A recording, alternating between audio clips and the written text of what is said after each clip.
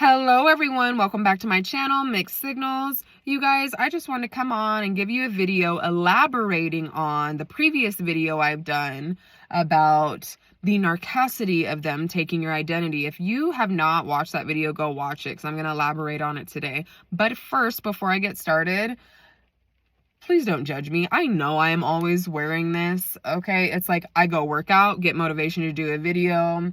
You know, I'm leaving work, get ready to go work out. Oh, here's the motivation to do a video. I'm done with what I got to do. I'm at the store now. Here's my motivation to make a video, okay?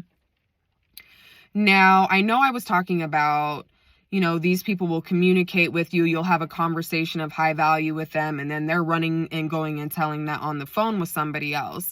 And this is how you know these people don't know how to read the room, okay? These people will have a high vibrational conversation with somebody who is of low vibration. This is what it'll sound like. The exact conversation you just had with them will turn into the person on the other end going, "What?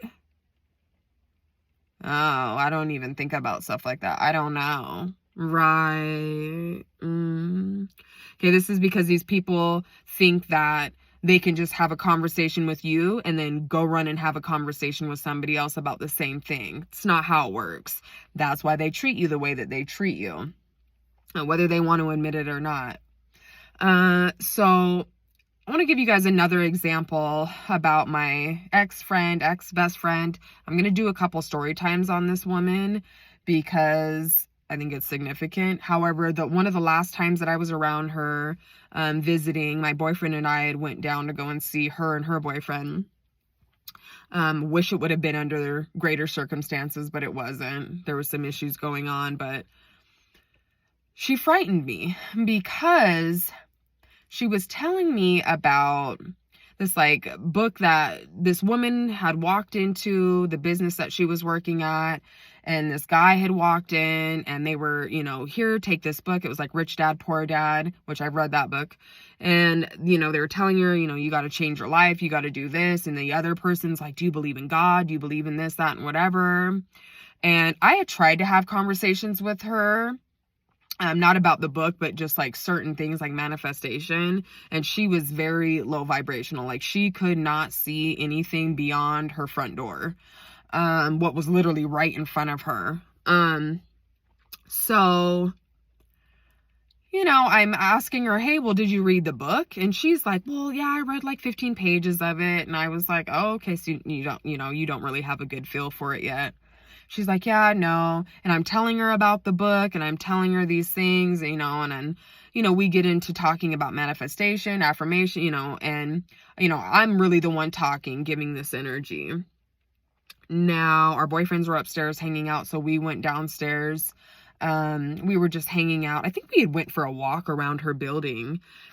And right before we had gotten onto the elevator, this is what frightened me, is that she looks at me and repeated exactly what I said to her, but said it as if it was the woman that walked into the store, you know, and said these things to her. I remember I said to her, "Hey, that's the exact conversation that we just had upstairs. Like, you're just repeating back to me what I said."